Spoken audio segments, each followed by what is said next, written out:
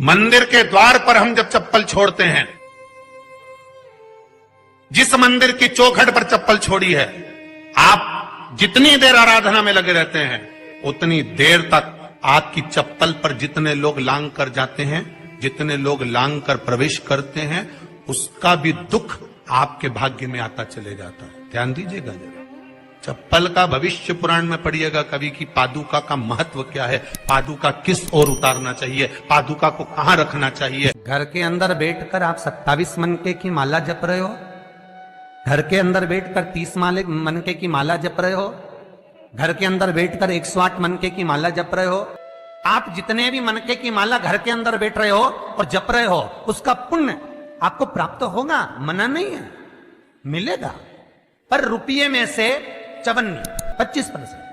वही माला आप किसी मंदिर में, देवालय में, तीर्थ में जप रहे हो, उसका पुण्य मिलेगा केवल आधा, 50%। वही माला आप यदि पीपल, आंवला, समी, बेलपत्र एक माला को लेकर बैठे हो और बिना आसन के, शिव महापुराण कहती है, विष्णु पुराण कहती है कि 100% पुण्य आपके खाते में उस मंत्र का फल प्रदान कर देता है। और नीम के पेड़ की ही पूजन होती है।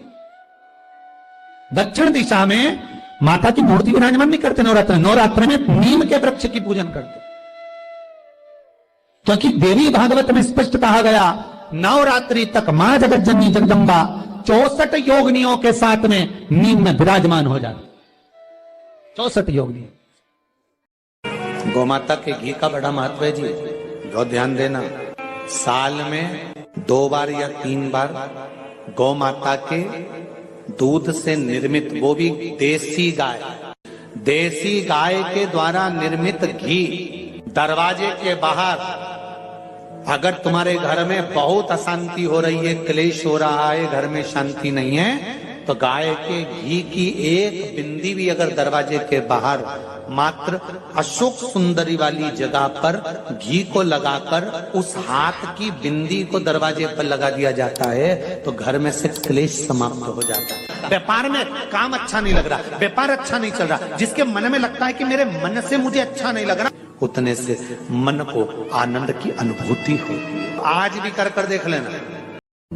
और कितनी महत्वता कलश की महाराज, जिनके घर में ज्यादा रोग हो, बीमारी हो, ज्यादा तकलीफें आ रही हो, कष्ट बढ़ रहा हो, बीमारियां बढ़ रही हो, या भय लग रहा हो, डर लग रहा हो, हृदय चित्त में कहीं ना कहीं आपको भय का भान हो रहा हो, तो 1 लोटा पानी एक कलश में जल भर कर रख लीजिए और रात भर उसको रखे रहने दो। नवरात्र चल रहा है, उस कलश को रात भर रखकर सुबह सुबह उस कलश में एक बेलपत्र डालकर उस जल को नीम के पेड़ के नीचे, जहां नवरात्रि में नीम के पेड़ के नीचे सारी विद्याएं, आदि शक्तियां, सारी देवी उस नीम के पेड़ के नीचे विराजमान रहती हैं। उस कलश में एक बेलपत्र डालकर रात भर रखकर उस जल को पूरे घर में घुमाकर उस नीम के पेड़ के नीचे समर्पित कर दीजिए महाराज। घर में भय लगना बंद हो जाएगा, कोई बड़ी बीमारी आपको घेरेगी नहीं और उस बीमारी से, उस रोग से आप मुक्त रहेंगे, उस बीमारी से, उस रोग से आप मुक्त पाएंगे।